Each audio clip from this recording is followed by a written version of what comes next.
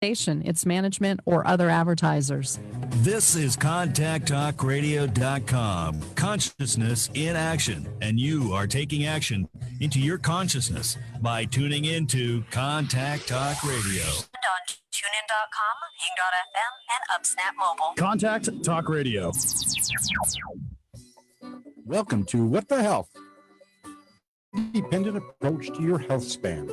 Have you noticed how our healthcare system may not have your best interest in mind?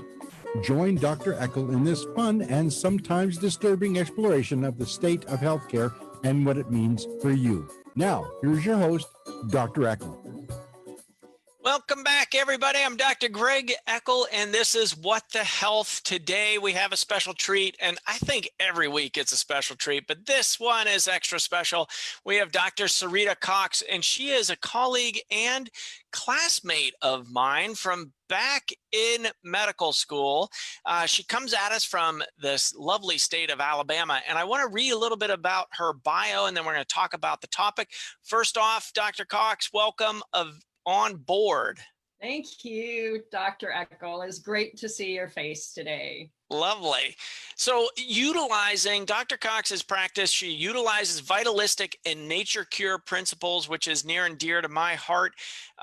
She provides diet, nutrition, lifestyle prescriptions, achieving optimal wellness and breaking cycles of dis-ease through traditional medicines, elemental and seasonal wellness practices. Her primary clinic is situated in a developing food forest on rehabilitated tornado land. Really giving back to Gaia here. She also serves the Mississippi band of the Choctaw Indians and works to advance integrative health. Dr. Cox is currently adapting to the changing times by providing continued support to her patients through telemedicine platform as we all evolve and pivot and do all of that stuff. I am so excited, Dr. Cox, for our talk today. It's seasonal health and wellness, the rewilding journey back to source, self-care, mindfulness practices, and their applications in daily life. And I can't think of a better topic these days to really kick us off. So, first off, welcome. I got a little gift in the mail today that will break these cards out. I really love tying basically you stayed true to the message and the roots of our medicine. And, to launch us off here, maybe if you wanted to, if I didn't do you justice with that intro, let me know if there's anything else that you would like to add. And then we'll kind of launch right on into our interview. You did great with the intro. I think you covered a lot of stuff. It wasn't quite as disturbing as I might hope. So maybe we can rally them up here with some disturbance in the field. All right. Well, so here, we talk about there is this reductionist dominant viewpoint that is happening over the airways right now. So here's your riling of the field, yeah. Right? So we've got we're kind of focusing on the wrong things, but there's so much focus on them. It's hard to think otherwise, right? And so just kind of opening it up into a broader discussion of what I really want to do here. I love this discussion of rewilding journey back to source. And, how do the seasons affect health and wellness?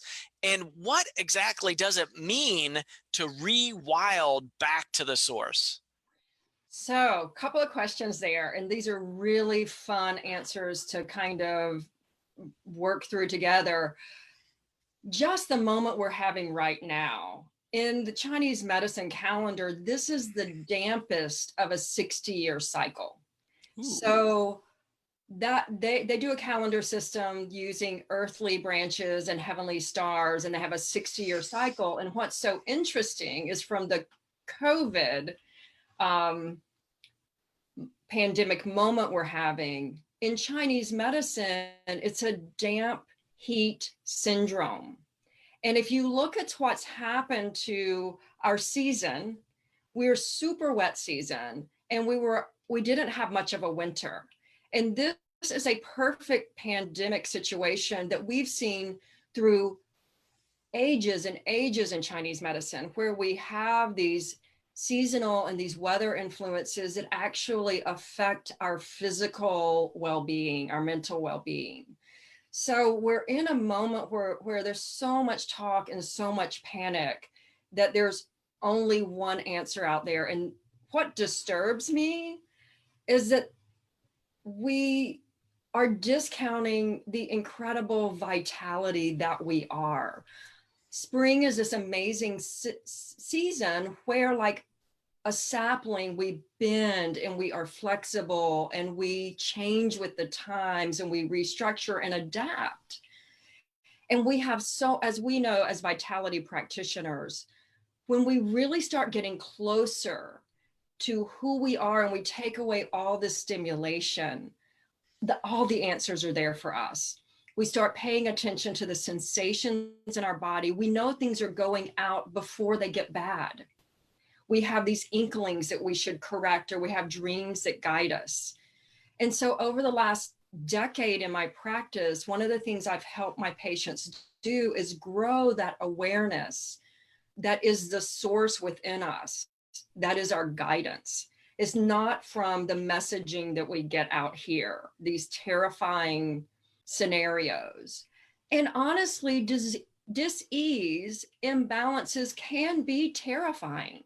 But what I've also seen in my practice is when we have a crisis, we are absolutely primed and ready to do this returning to focusing on our wellness, focusing on prevention, focusing on vitality. We have to come into some relationship with this viral moment so that we can respond to it appropriately. We have this amazing innate capacity, innate immunity, and we can bring that forth. And these times are ripe for seeing how vital we are, seeing how strong we are. It is, when the dominant paradigm is just saying you're helpless, you're hopeless, and wait for a vaccine because that's the only saving grace of the whole thing.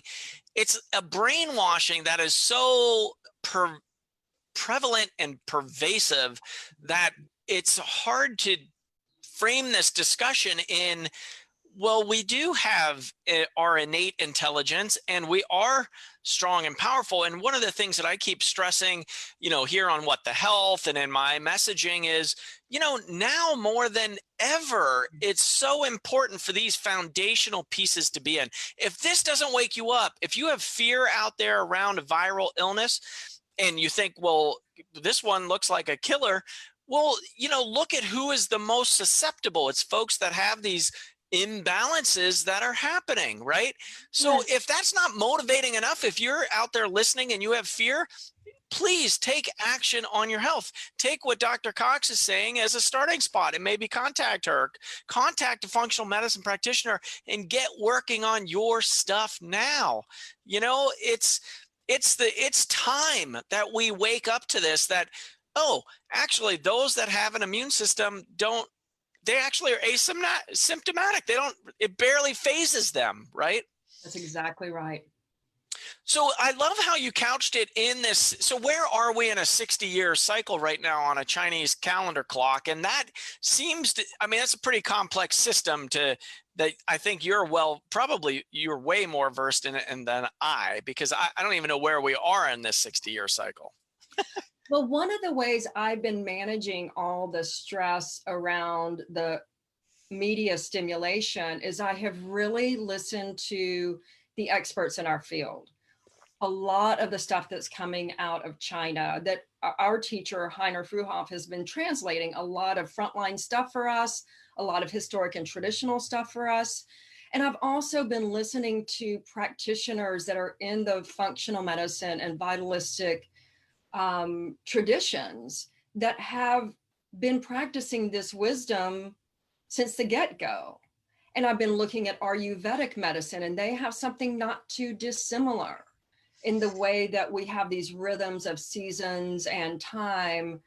And almost all of them are asking us simply to turn back to work on our own health. And chronic disease, we know, for example, people with diabetes and heart disease are much more vulnerable. People on immunosuppressive drugs are much more vulnerable. So how do we look? And we've had so many, I know you have too, had so many cases in our practice where they come to us and we're the last resort for them. And then they start turning around one symptom after another because they're investing in their health and they're willing to change their lifestyles because they come to a crisis point. It's us or it's bigger intervention. So they're trying us. And then they start year after year, season after season, seeing improvement after improvement in their vitality, in their energy levels. And chronic disease takes a while to unwind, but it's completely unwindable for most people that haven't gone too far. Basic principles of gentle detoxing, eating better, drinking better, filtered water, moving in routines, having a beautiful routine, having self-care practices and stress management practices, making sure we're living our passions and loving our work, that we're in good relationship with our families and our communities. So there's so much that all these wisdom traditions speak to us, and it's not new news. So I want to get into those, but first I want to make sure we answer, what does it mean to rewild back to source? Thanks for asking that again. So I think it's just the truth, is that we come from oneness, and we have, through overstimulation and time and becoming more sensorial related to the external world, we have moved pretty far from our original natures. For example, in the Chinese medicine system, we just very recently found technology that allowed us, the CTs, to be able to see an acupuncture point. So how did the practitioners 3,000-4,000 years ago easily know that there was a point there? The way they knew is they were much more in touch with their source, their way of relating, because they were not overstimulated. They were living more in there. They were getting their cues from in here, in what was happening in their bodies. How did the Chinese medicine practitioners know that Bai Xiao, which is an herb, goes to the liver and it softens it? How did they know that a blueberry is astringent in nature, and though it is sweet, it is very well tolerated by people that may have candida or yeast, or it may be very well tolerated at a certain time of the day when people have diabetes, but it is a fruit. So this wisdom is within all of us, and the rewilding journey is wherever we are in this moment. How do we take one step back toward source? One really easy way to do it is to start harmonizing with the seasons. How do we act differently? How do we live differently? What do we eat differently? What self-care practices do we do differently every season than we do another season? What do we do more in transitional times between the solstice and the equinoxes, when things are a little bit, going from one season to the other? How do we stabilize and ground? So I have found my patients very, very willing to follow these leads of, we're always reminded we don't have to use a playbook. Nature is our playbook. We just have to create more relationship with the earth we're living on and the climate inside. So that's a long answer, but rewilding itself is a big process, right? It's a biggie. Well, that's why I asked it again, because it is, you don't hear this conversation so much with bodies and medicine. And I think it is so important, especially because of our current situation on the planet, and our connection. It's, it's almost like a reevaluation of relationship, right? I mean, we're all kind of, it's stay at home and shelter in place. And so you're really faced with your stuff and what is essential and what isn't essential, and really getting into, we see a lot of folks, bringing out memories of their past and, old pictures and things like that. It really gives a pause of, instead of our busyness and next meeting and go, it's like, oh, let me breathe and just relax here a moment and see what's going on out there. So on that, the connection to source or rewilding of self, have you found certain techniques to be more beneficial or more easily accessible, or what's kind of I call it the biggest lever to push on for folks? So I think one of the easiest things that can get my patients started is helping them learn in the spring and in the fall how to do gentle detoxifications. And as naturopathic principles, this is something we use. We were really taught, and we really have been taught again and again. We used a lot of that 2-season model, utilize the spring and the fall to do twice yearly cleanses. And it depends on how many times you've been on the cleansing pathway about what's appropriate for you. It also depends, of course, on your constitution, but in general, my patients that are, the more they suffer, the more self-care and more home care stuff they will do. So for example, castor oil packs. They are a tried and true nature cure therapy that was gifted from Edgar Cayce.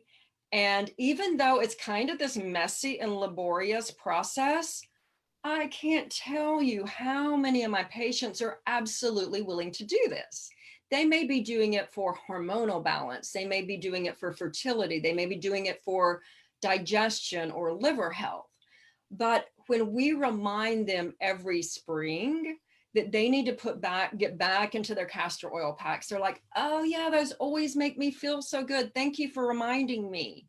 Like, yeah, we're going to remind you every spring, because this is a very gentle way to start detoxing. So and then in the fall, I often encourage people to do a gentle colon cleanse and a lymphatic cleanse. So we might use something like saunas and dry brushing, and maybe some foods that bulk and fiber and really do a good clean out of our large intestine. And so that has been one of the easiest introductions, is these very gentle twice a year, and then they're in a twice a year. The other things are symptomatic problems. So for example, spring, we have a lot of allergies. And so now I don't even have to train my patients. They're like, I'm back on my nettles tea and raw honey, Dr. Cox. And I don't even have to tell them, because last spring, it helped them so much. And they know that, and they remember that. And so those are two examples. Just gentle detoxing twice a year has been incredibly well received with my patient base.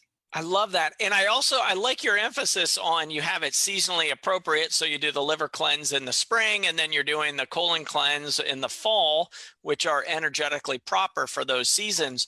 So maybe for folks that aren't so tuned into the seasonal approaches to health, maybe give us an overview there. Sure. So and actually that is a tradition the naturopaths have used for a long time too, is we do liver cleansing in the fall. This is, because they're truthful, right? So what we do when we see a lot of wisdom traditions practicing the same thing, that really piques my interest. I'm like, oh yeah, that's perennial medicine. That happens across all cultures, and it just pops up because it's the truth. So, what was your question? Well, so an overview of the seasons and how they do relate to our health, kind of that you are the universe is you. Yes. So every tradition has a slight variation. And so if we look at the Greek systems, they may have an element of air in it. The system that I'm most comfortable using, because I'm most trained in it and I really resonate with it, is Chinese medicine. And there are a couple of approaches. There's the 5-element system where we work in a generative way. So the beginning of things is wood, that happens in the spring when the energy is starting to break through the cold of the winter.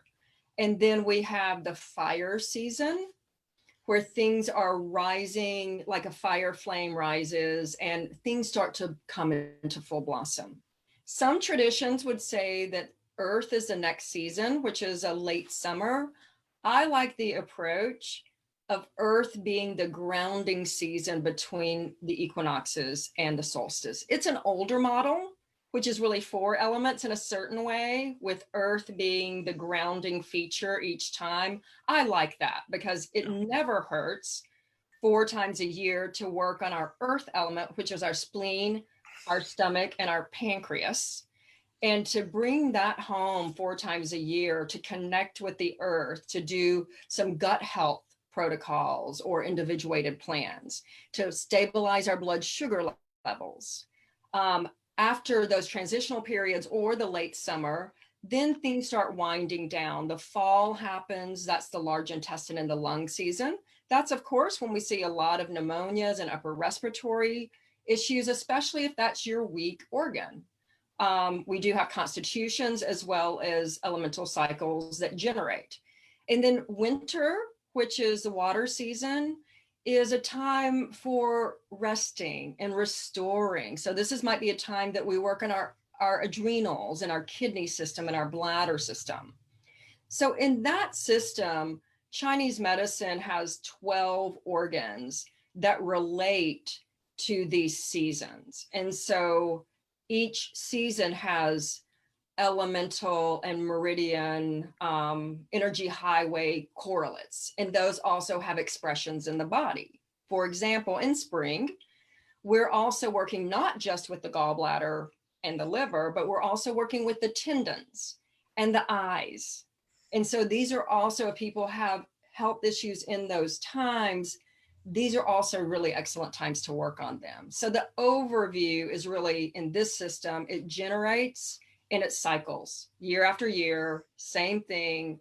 We get the kidneys a little bit better the first year, they're a lot better the next year, and then onward and onward. And then we can work more mental and emotional issues. If we can get the organs a little bit healthy, we have more capacity for the more subtle healings that we're doing. And sometimes it's the other way. Sometimes we have to work our emotional, psychological, like fear right now. That's a big thing. It's hard to be in our bodies if we're elevated in fear. So the pause that you talked about is so essential right now, because the fear and the close down has given us opportunity to pause, evaluate, figure out what's important. It's just that we can't have amnesia moving forward. For sure. So you spoke to doing the seasonal cleanses, spring, fall, and there's some other ones there. How about for mindfulness practices? What do you find most effective? Mindfulness, if we want to put in a season, I really like to highlight that one during the winter, because what happens is, our days are shorter. And so most of us can really benefit from going to bed earlier and hibernating a little bit longer than we might in the summer, right? Because we have less light to work with. I think those periods are super poignant and super valuable to refresh our meditative practices. So Greg, for me, I started seriously looking in mindfulness practices in meditation routes. And for me, it's my medicine.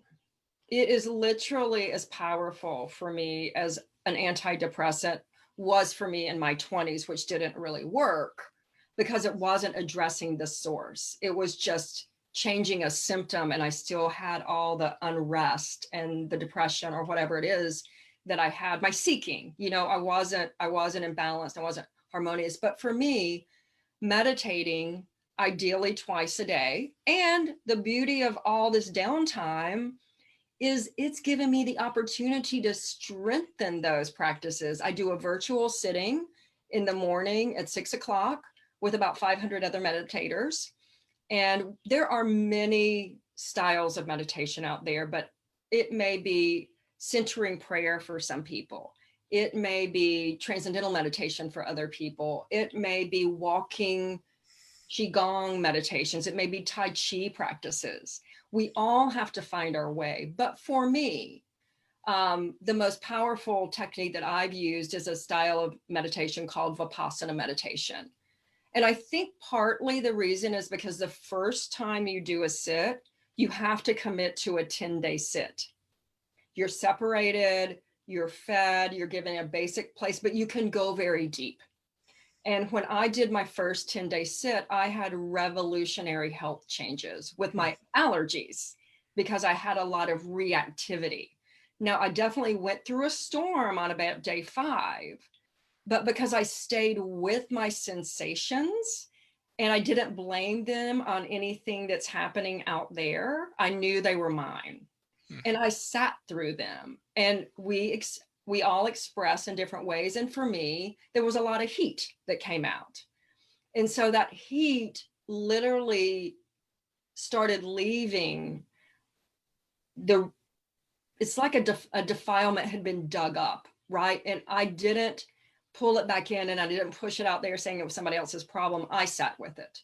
And it dissipated incredibly. And my allergies my lifelong allergies have never returned to the level that they were, which was extreme. I had extreme allergies. So I'm a huge believer because of my own personal experiences. Now, if I get off my path and I stop meditating and I move further and further away from source, I get those allergies back. So to me, they're inherently tied together. So for me, it's been meditation on a regular basis, every day, twice a day. Keeps me sane. That's awesome. And it does really help get you quiet enough so that you can hear your inner guidance because you have those answers within you. Exactly. That is awesome. And so that, I mean, for folks, especially right now in the Northwest, the allergy season is on full overload, as you can imagine. We got pollen through the roof right now out here. And I think around the United States right now as well, but particularly in the Valley of Death here.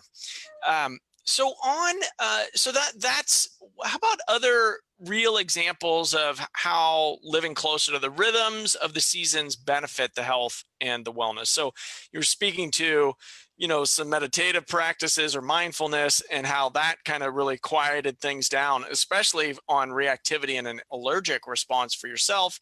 How about in, examples of patients that you've helped with that, living a little bit better balanced life seasonally?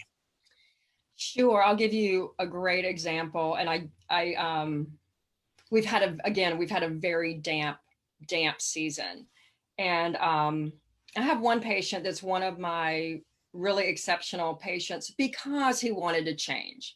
He came to me, he had psoriatic arthritis. He's a surgeon, and he was told he was going to have to retire because he couldn't use his hands anymore because he was having such bad psoriatic arthritis. He had plaques on his body, on his leg. He had plaques for like 10 years. And the biologics basically stopped working. So he had gone through all the biologics, and he came to me and he said, I'm going to have to retire. I'm not going to be able to do surgeries anymore. And I said, well, let's see what we can do. And I have been working with him for about 5 years, and his commitment to his health and being willing to follow the guidance that I've been, as the expert, showing him with acupuncture and herbs, he's been very frequent. Not everyone can do this, but he was in a position that he could. And so he saw me regularly, at least every 2 weeks, and we kept him on Chinese herbs. Over time, we've been able to modify his diet. He was very resistant. a lot of Southerners, they love their sweet tea, they love their morning biscuits, and it has been but he has grown that awareness inside. So we just did a reconnect today, and one of the things I told him, he said, this swelling's coming back slightly in my knee, and the herbs have helped it a lot. I mean, like a lot, but it's still there. And I said, okay, are you still walking around with your barefoot? And he said, all the time. I can't stand to wear shoes. And I said, and he said, it's just so hard for me not to. And I said, well, right now, and this is how I deal with patients, right now, it's particularly damp.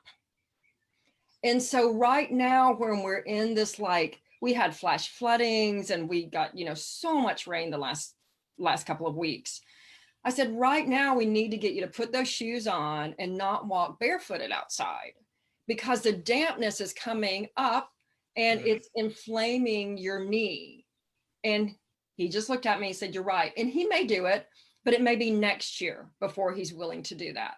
So I plant seeds with people, and they learn over time that, oh yeah, my joints are worse when I eat, Mexican food with a bunch of tortilla chips, or they start learning because they're learning it from inside, and I'm helping them grow that awareness. It's not me.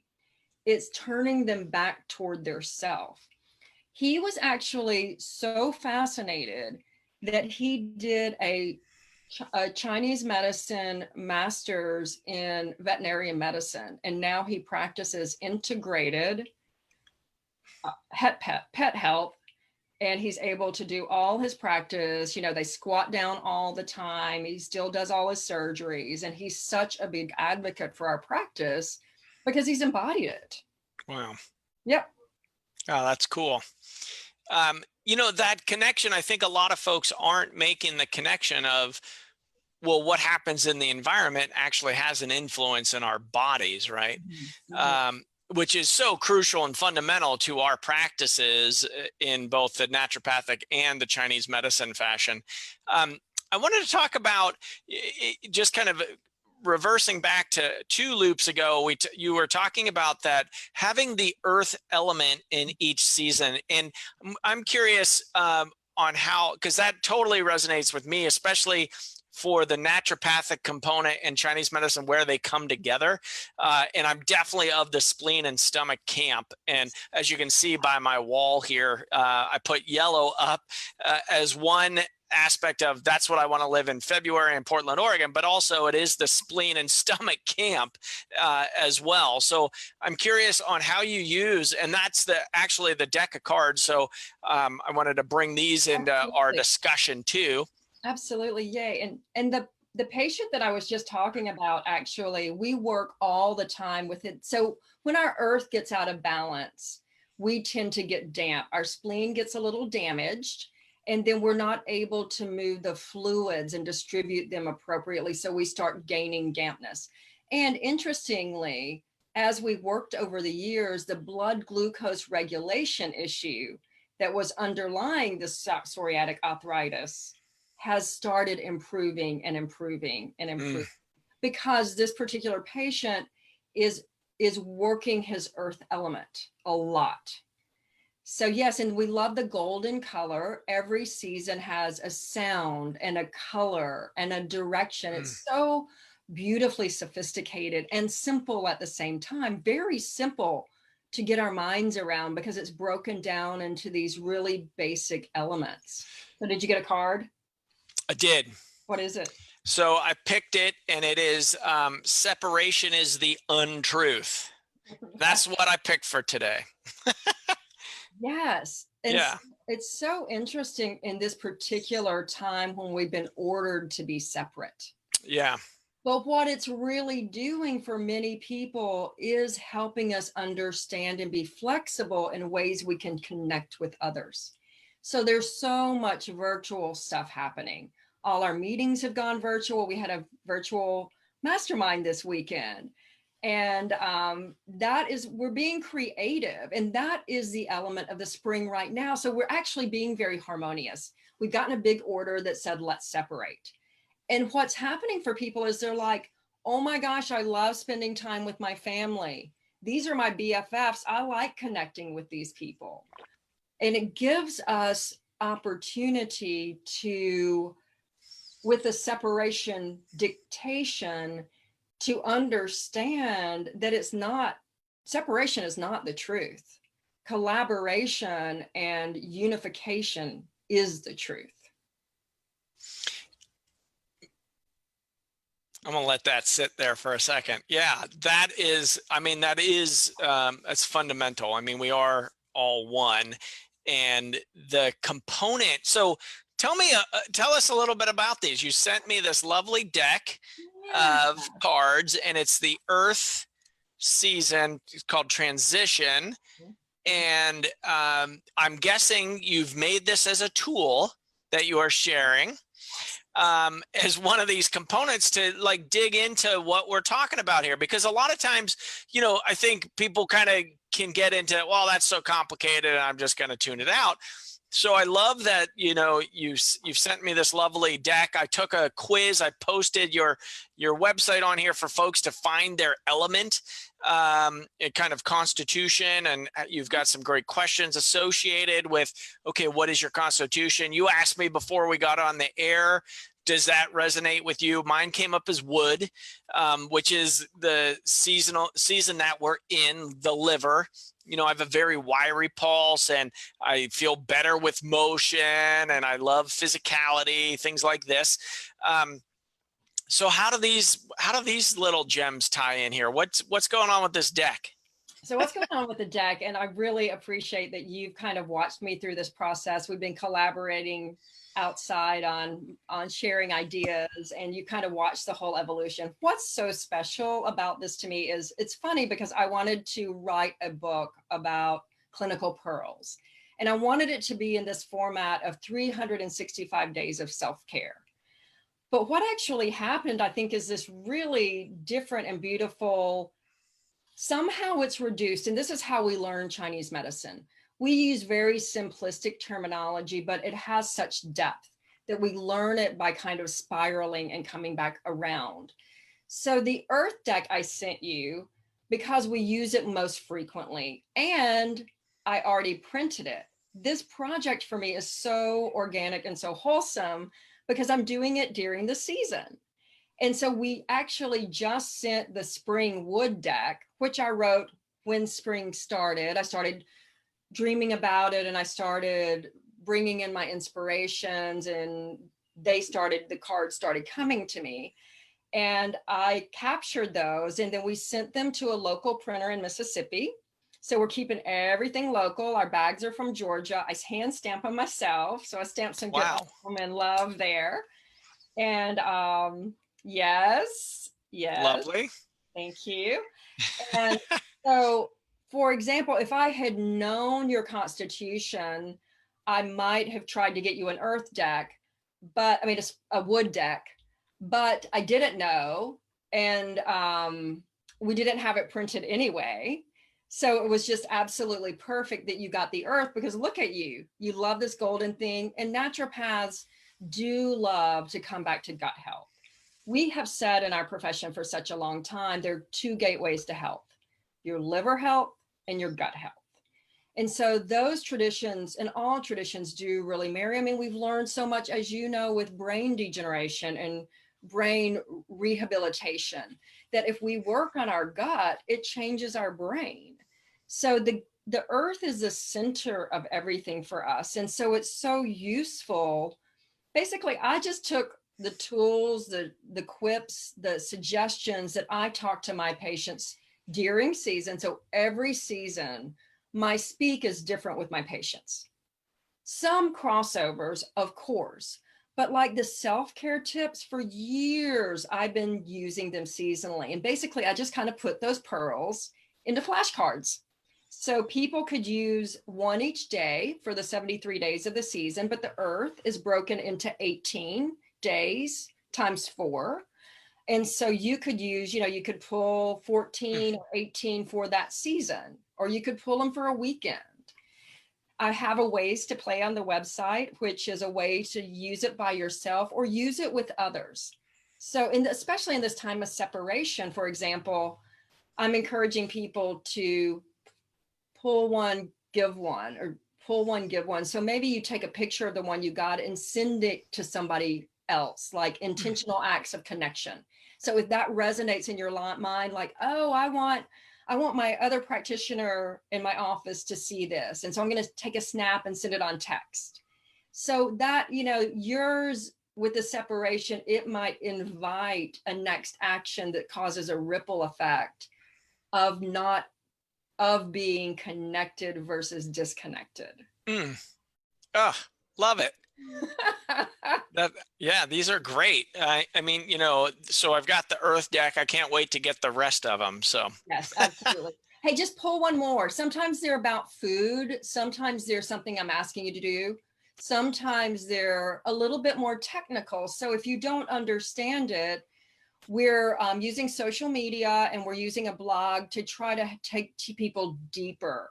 So you may get one that's a little bit more Chinese medicine, or you don't understand what it means, but these are pointers, Dr. Eckel. yeah. What I love about these is nobody dictates the source to us. All these are little sign markers that help us get closer so we discover it for ourselves. So what does that mean for you when you meditate on it? Yeah. And we can give you some other wisdom about where we're coming from. But what does it mean to you? I love it. Well, I got change directions without losing balance. And this is the element wisdom card. So I'm going to post that on my social media today. And that is pretty apropos given the scenarios that are out there, right? I've had a destination clinic for people flying in from around the globe for brain regeneration. Well, they're not flying in right now. So what do? You change directions without losing balance. So that's awesome word, great. I'll just say word to that. Mm-hmm. And also what I love that you're doing is you're using the earth deck, but every card you picked is completely perfect for right now because the earth is where it's at. I mean, it's our center. And for example, this is such a great time in spring. We use the color green, a vibrant green, and the idea is wood. And bamboo is often one of the woods that we look at. And if you look in high winds, who survives? They are the saplings that bend. Yeah. So this season is about creativity, finding new ways of doing things. But we can always take some instruction from our center. Where are we coming from? Where are we making decisions from? We want those to be grounded and centered choices. Love it. Can I put that on a bumper sticker? The earth is where it's at. Yeah. I love that. Yeah. Do it. That's awesome. And, with Earth Day coming right up here as well, this is really great timing for me. I'm going to have some fun with it this week. What else do you have? You have some other influences going on with your practice with permaculture and other wisdom traditions. And I'm wondering, we're coming down the last quarter of the show. Again, everybody, this is What the Health, Dr. Greg Eckel, Dr. Sarita Cox. We're talking about elemental wisdom and knowing your rewilding to your source. This is What the Health. So if you like what you're hearing and seeing, please share this, leave us a comment on the comment board, or rate our show, please, and help us get this information out, because this is the truth. This is deep wisdom stuff coming out. And I so appreciate you, Dr. Cox, for coming on. So last quarter of the show here, your interest in permaculture and other wisdom traditions and how those inform what you're doing. Absolutely. And great segue from that. Tomorrow is Earth Day, yes? Yeah. So what we do every year here is we take cuttings from our figs. And then the fig in the South is such an easy fruit tree to get started with. And so what we do is actually our pruning, and then we'll do it tomorrow. We'll have a a bowl of figs outside our office, and people can come by and pick those up. And then that particular tree, for example, doesn't require any grafting. You can literally take a cutting, put it in the ground or a pot, and grow a fig tree. So one of the things that's really inspired me is resiliency when disasters strike. So in 2011, we had a F4-5 tornado through Tuscaloosa, Alabama, and we had 150-year uncut old growth property. Ooh. And it was very special, very dear to us.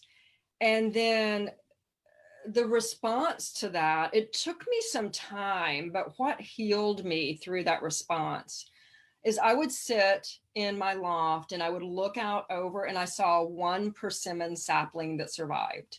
And it's a native tree here. And I had lived in a California ashram for several years, and they had a really beautiful orchard. And as we know the stories of the Buddha, it's very valuable in those times. The groups would be often given an orchard, because the Garden of Eden, I mean, there's so much wholesomeness in how much the earth gives to us. And when we're good stewards of that, it's just this really amazing place to be. So the wisdom there with the Earth Day and the trees, I saw that persimmon sapling, and I planted an astringent Japanese persimmon tree, which I'd fallen in love with in California. They're just these striking trees with these gorgeous, I've never seen them around here in Alabama. And I planted it nearby the sapling. And I planted a lot of other trees, and some failed, and the apples didn't do well. It doesn't get cold enough. I don't have the right climate. But what I started noticing is that the land wants a certain tree on it. It wants a certain vine on it. And if you just look nearby, we, for example, have wild strawberries near spring level on our property. But it took me planting 4 times because I wanted the strawberry where I wanted the strawberry. I wanted the Hugel mound. Well, no, that's not right. It's got too much sun. It doesn't get enough water. And then last year, when I was working a section of my property, I built a tiny house. It's all solar. That has really helped me. It's over a creek. So it's really allowed, I don't have any technology down there. I do all my technology at my office, which is on the property as well. And then I retire at sunset to get away from technology most of the time. And that has been a rewilding process for me. So the land in permaculture teaches me, because it's observation. So by the 4th year that I was working on strawberries, I noticed there were native strawberries. So of course I put my strawberries at that level, and what do I have is amazing strawberry crop. And the truth is, if we actually look toward Native American wisdom, this is a very common, respectful relationship in general that we have with the indigenous people on this land, utilizing plants in a sustainable way, generally speaking. I mean, sometimes there's been over harvesting, and sometimes the harvesting is exactly what's needed to make to keep the health of the herbs. Sometimes they need to be cut and divided. So the Native American traditions have inspired me. I'm currently working at the Choctaw Nation, and that's been very interesting to watch how these people, they are so resilient. They're not backwards looking. They don't hold resentments. They're like, this is the way it is. They're very much in the present. What I learned with them was to walk slower and to smile more frequently. They got a very easygoing way of being in the world. So when I would go to the hospital, I'm like, oh yeah, let me do my thing. Let me come from my practice in Tuscaloosa. I'm moving and shaking. And it doesn't work there. I'm out of sync. So it took me years, but they retrained me to a different rhythm of life that's so much more wholesome, because I'm present. And if I wanted something done, like something done to the clinic, well, you don't ask for it 6 weeks in advance. You ask for it when you need it.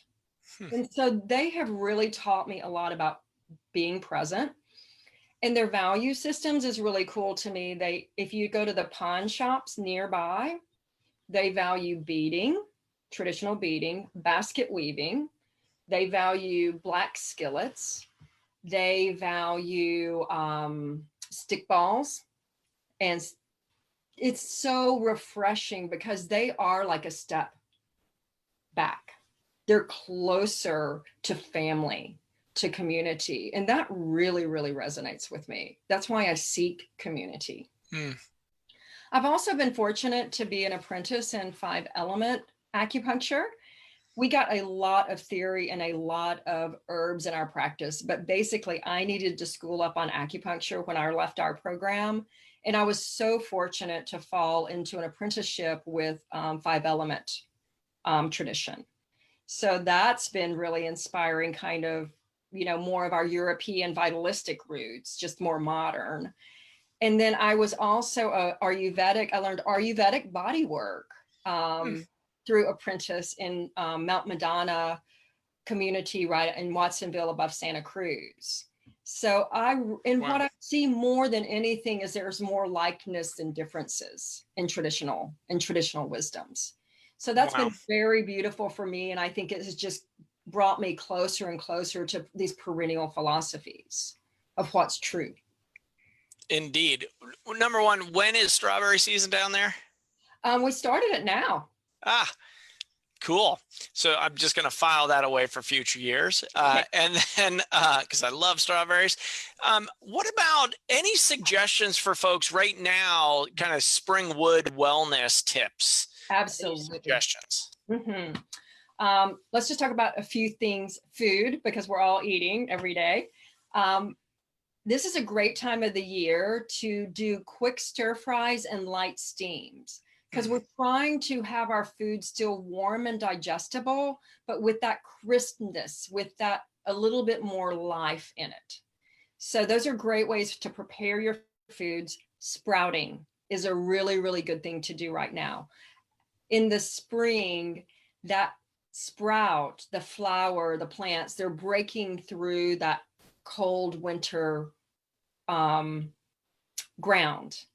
And it's that upward energy and that sprouting. When we reflect that seasonal influence, it's a really good time to come back. Maybe we sprouted other times, we forgot how good it was.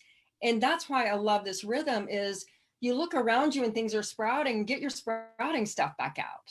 And so it's not rote, it's not a playbook, it's not a protocol, it's being observant.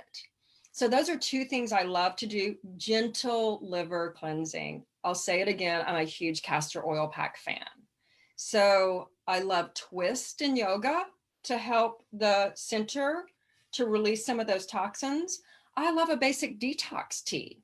This is a great time of the year to add a nice burdock or a blended. I love yogi tea, the peach detox. I'm not usually a fruit fan, but that's a wonderful detox tea, very easily available on the shelves. So add a little bit of these herbs that help us detox our liver. Another thing is allowing ourselves some eating less and intermittent fasting, because naturally through the hibernation of winter, we've naturally put on a little bit of extra weight. And maybe we are because we've been secluding and not being very active. But every spring, it's a really good time to kind of get those accumulations of winter off a little bit and start slimming down just by reducing our portions. Always chewing well, but reducing our portions, and maybe even try some intermittent fasting if that's right for your body. So in terms of food, that's a great thing to do. This is a time of creativity. So when the life force of spring is directed properly, we are very creative. Now, when it's halted, we might get angry or irritable or enraged about things. And that's a clue that maybe we need to pick up an old creative, source, like maybe we used to collage or do photography, or let's find that thing that liberates the life force for us again in a creative way. I'm also fond of watching the sunrise, because in Chinese medicine, the direction of rebirth is the east, and getting up early enough, rise earlier and get out and see the sunrise is really a great simple way to harmonize ourselves again into spring. I love that time of day, as well as the birds kind of come alive as well. It is very, very uplifting and energetic. Thank you for those tips. Any last parting words? We're in the last minute of the show. Any final inspiration for our listeners? I just want to speak really deep gratitude for everything that you're doing out here in the world for us, Greg. Getting this information, I know this is close to your heart, and your experience through life is really teaching people how to start being healthier and regenerating their brains and their nervous systems. We're just such an overstimulated culture. And I know you've had great successes in your clinic. I love that you're doing this podcast. I'm really, really just grateful for you getting yourself out there and speaking words we need to be hearing right now. Oh, well, thank you so much. And for our listeners and viewers out there, this is What the Health. I'm Dr. Greg Eckel. This is Dr. Sarita Cox. We are here Tuesdays, 2 to 3 p.m. Pacific Coast time. Please share this with your loved ones, your communities. I want to bring you the word, and we are all going together. So thank you for tuning in. Please share us with your loved ones. Please give me some feedback and some reviews on the podcasts out there. Again, What the Health, Tuesdays, 2 to 3 p.m. Pacific Coast time.